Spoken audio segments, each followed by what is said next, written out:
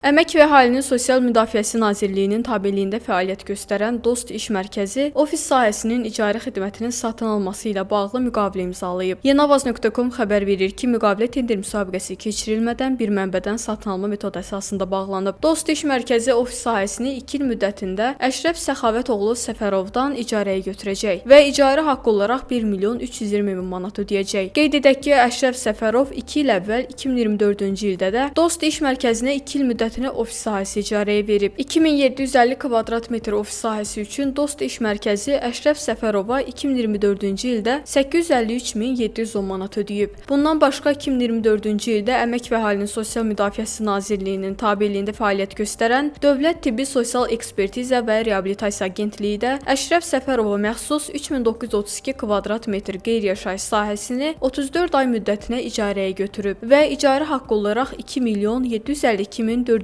manat ödəyib. Mətbuatda yer alan məlumatlardan belə görünür ki, Əşrəf Səfərov 2014-cü ildən ölkənin aparıcı şirkətlərindən olan Kia Motors AZ MMC-nin də qanuni təmsilçisi olub. 2024-cü ilin iyul ayında Əşrəf Səfərov Kia Motors AZ MMC-nin direktoru vəzifəsindən ayrılıb və onun yerinə qardaşı Səfərov Faiq Səxavətoğlu təyin olunub.